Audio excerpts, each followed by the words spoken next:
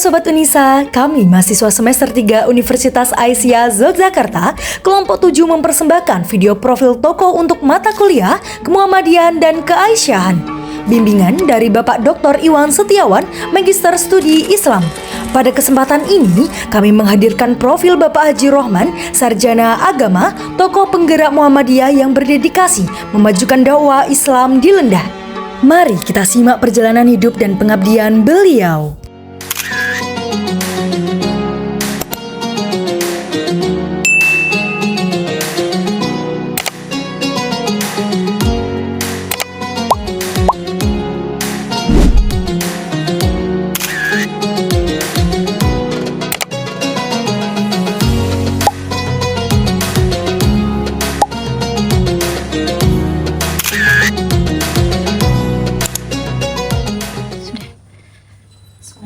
Assalamualaikum warahmatullahi wabarakatuh. Waalaikumsalam warahmatullahi wabarakatuh.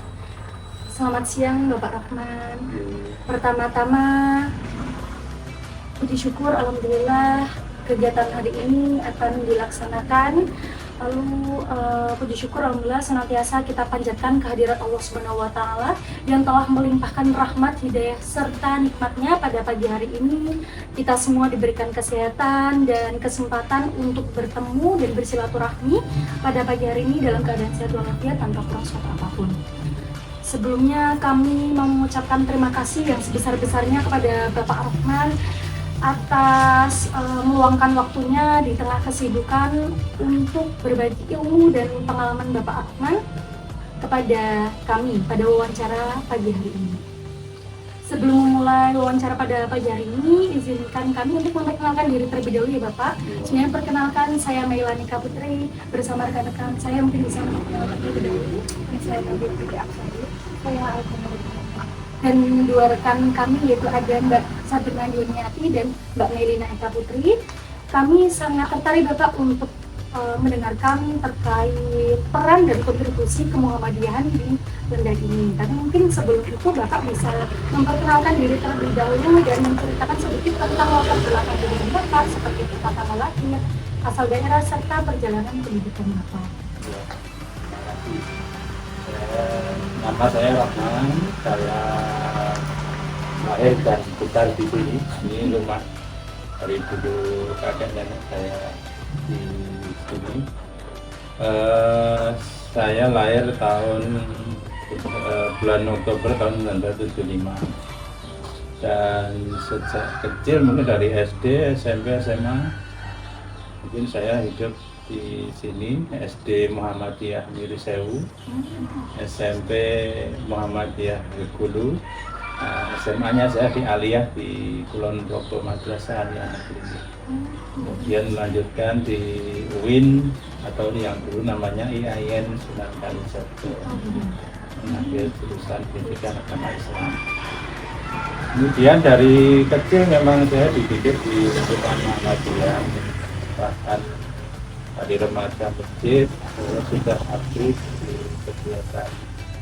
Kalau dulu ini namanya AMM, Angkatan Muda Muhammadiyah.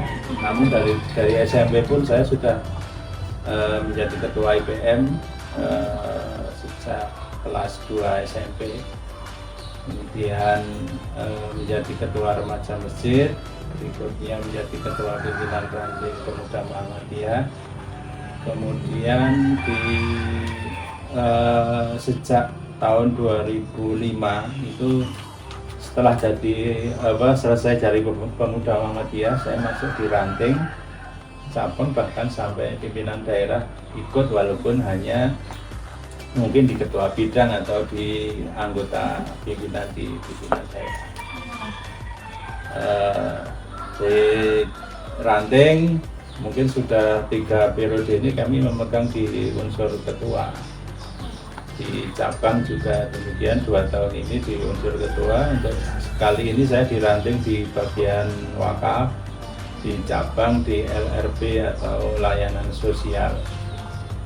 Kemudian di pimpinan daerah kami masuk di Majelis Tabligh, dan baru setahun ini saya menjadi ketua Kormil Balik Muhammadiyah di Kulon Progo. untuk di pekerjaan mulai tahun 2010 saya kebetulan sebelum itu kan di samping aktif di remaja masjid, di pemberdayaan saya kan juga menjadi penyuluh agama Islam honorer.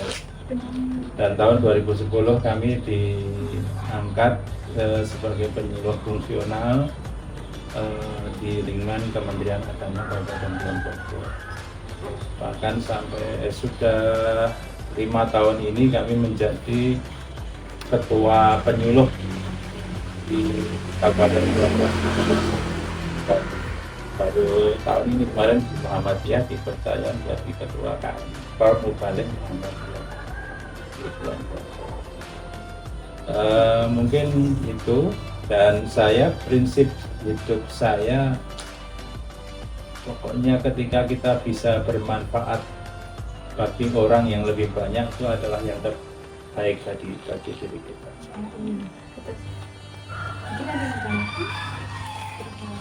Monggo.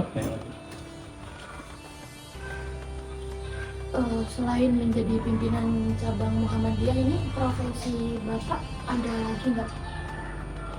Ya tadi dari penyuluh, tapi juga saya juga ketua ini pengurus pondok pesantren. Ini milik Muhammadiyah juga. Oh iya Bapak, kalau saya boleh tanya, apakah ada tantangan dan hambatan terbesar yang Bapak hadapi atau alami dalam mengelola organisasi di lingkup pimpinan cabang Muhammadiyah, dan bagaimana cara Bapak tetap istiqomah melalui? Tantangan terbesar adalah untuk mengatur waktu, karena hampir di semua organisasi yang saya ikuti mesti saya di struktur pimpinan. Jadi kalau tidak bisa mengatur waktu maka ya akan rusak. Bagaimana kita bisa membagi-bagi menjadi hampir di semua organisasi kan memerlukan waktu untuk ketemu, untuk rapat dan sebagainya. Kadang juga kita harus memikirkan waktu untuk keluarga juga, bagaimana kita mengatur. Nah itu yang tantangan paling berat kita sebagai orang-orang aktivis seperti itu biasa. Mungkin ada pengalaman apa sajakah yang paling berkesan dan membahagiakan dalam diri Bapak selama menjadi pegiat di Muhammadiyah? Ya banyak sih, misalnya hampir ketika kita ingin mengikuti kegiatan itu karena sudah di mana-mana dipercaya itu. Satu, di Muhammadiyah kan tidak ada yang namanya menjadi pimpinan terus dibayar dan sebagainya. Mesti kebanyakan kita itu berjuang.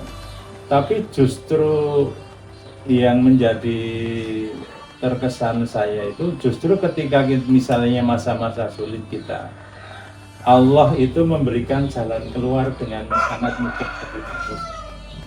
Seperti ketika saya mau berhaji itu, biasanya tabungan saya itu nggak cukup untuk pelunasan. Tapi ketika kita yakin dengan apa yang kita lakukan, Allah itu memberikan jalan dengan sangat mudah. Bahkan kekurangan yang sekian juta itu hanya dalam hitungan hari Allah sudah bisa melunaskan sama. Mungkin juga di masyarakat karena kita dipercaya di lembaga-lembaga yang lain juga. Pernah suatu ketika di pemerintah kelurahan itu ada dulu namanya ada DPD ya, dan pemusyawaratan desa. Kalau sekarang mungkin sudah berubah namanya. Dulu saya tidak perlu kampanye, bahkan teman-teman saya yang mengajak pokoknya harus ikut di organisasi kemasyarakatan di lingkup desa. Saya tidak pernah kampanye, tidak pernah. Saya hanya nama saya dipinjam, dikampanyekan oleh teman-teman saya. Ketika masuk juga sama saja.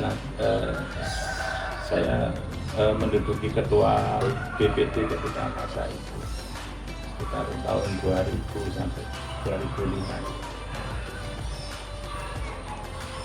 Baik Bapak, saya juga mau izin bertanya. Tadi Bapak juga sudah menyampaikan bahwa Bapak mengurus pondok pesantren Muhammadiyah ini. Iya. Adakah amal usaha atau program unggulan lainnya yang paling berkesan di wilayah Nunda ini saat ini Pak? Unggulan. Kalau unggulan kita, saya sendiri kan di bidang LRT dan layanan sosial. Kami punya ambulan yang melayani masyarakat untuk antar jemput pasien, untuk mengantar misalnya cuci darah dan sebagainya. Kita sudah berjalan 3 tahun ini bisa melayani masyarakat dan kita tidak pernah meminta atau mengharap bayaran dari itu, dan mungkin kalau ada stimulan dari masyarakat ikut ucapan terima kasih dan sebagainya sekedar untuk keperluan operasional kita terima. Jadi bukan terus ambulan gratis, itu gratis enggak, tapi kita tidak pernah meminta misalnya pasang tarif sekian, tapi sukarela dari masyarakat kita terima untuk operasional ambulan. Saya izin bertanya lagi ya Pak. Yeah. Apa target atau pencapaian yang ingin Bapak wujudkan untuk pimpinan cabang Muhammadiyah ini yang ada di Lendah pada saat ini untuk 5-10 tahun ke depan ya Pak? Kalau target kita kami cuma ingin semua lembaga, semua kementerian berhasil melaksanakan program-program seperti misalnya di layanan kami di ambulan. Mungkin tahun ini sudah punya 1 ambulan, mungkin ke tahun ke depan punya 2. Kemudian di pondok pesantren juga sekarang ini mungkin santri baru sekitar 12 atau 14 anak. Mungkin ke depan bisa meningkat karena di pondok ini kami membiayai sepenuhnya. Jadi santri itu gratis, kita mencari donatur ya kebutuhan setiap bulannya cukup besar juga, tapi alhamdulillah ya kita modalnya hanya yakin bahwa Allah, ketika kita bergerak Allah itu yang akan memberikan jalan. Kalau bayangannya misalnya besok butuh 5 juta bulan depan, kita bayangkan memang berat, tapi kita laksanakan insya Allah. Itu santri-santrinya emang daerah sini atau luar? Banyak kan dari luar, ada yang dari Ciamis, ada dari Jawa Tengah. Yang justru anak sini pernah beberapa kali dulu yang ikut, tapi kebanyakan nggak pulang. Karena ya mungkin tuntutan hafalan dan sebagainya itu cukup berat, mereka belum mampu. Di samping itu karena biasanya pondok itu anak-anak dekat itu godaannya sangat berat.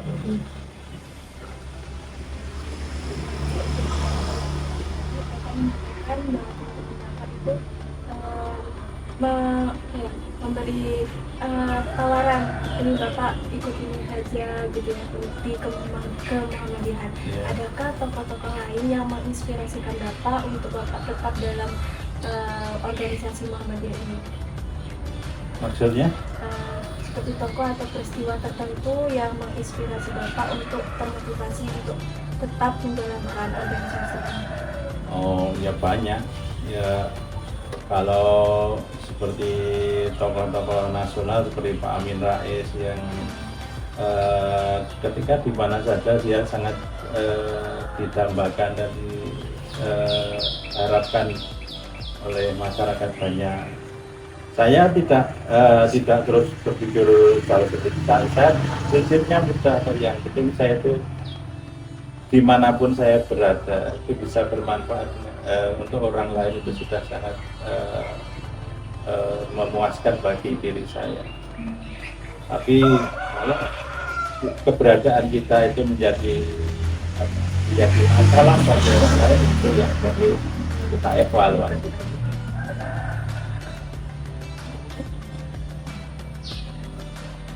Masih ada?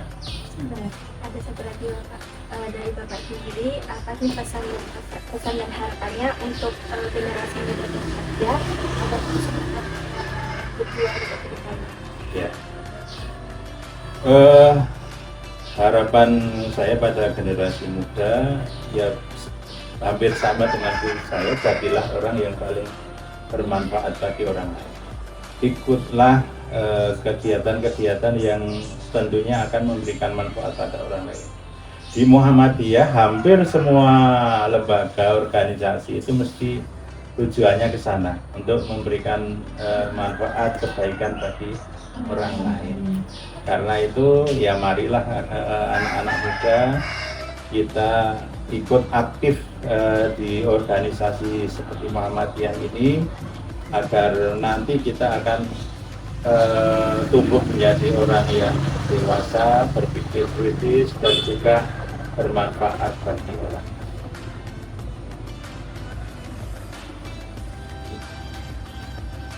Tidak banyak ya, mungkin itu saja tanyakan kepada Bapak. Sekiranya apabila ada perkataan yang salah atau yang kurang, mohon dimaafkan ya Bapak ya. Iya. Terima kasih dari serius atas waktunya dan juga kesediaan Bapak dan juga pengalaman yang sudah Bapak bagikan kepada kami. Iya. Semoga ini cerita perjalanan hidup Bapak dan juga perjuangan Bapak sebagai aktivis Muhammadiyah ini memberikan banyak manfaat, tidak hanya bagi kami sebagai Bapak, tapi juga bermanfaat untuk generasi muda lainnya dan menjadikan generasi muda lainnya sebagai inspirasi hidupnya dan hidupnya. Dan juga pengalaman Bapak, perjalanan Bapak, khususnya ketangguhan Bapak, kepercayaan diri Bapak, dan juga semangat Bapak bagi umat dan juga masyarakat itu dapat menjadi contoh bagi generasi muda dan juga memberikan semangat bagi generasi muda untuk tetap terus mengikuti organisasi atau kegiatan sosial keislaman yang ada. Dosennya siapa? Bapak Indonesia. Salam ya Nabi. Saya dulu anggotanya di Kopam tahun 2000 sampai 2005 itu. Mungkin kenal dia. Saya komandan cabang dulu. Baik, mungkin itu saja wawancara pada pagi hari ini. Sekian, terima kasih. Wassalamualaikum warahmatullahi wabarakatuh. Waalaikumsalam warahmatullahi wabarakatuh.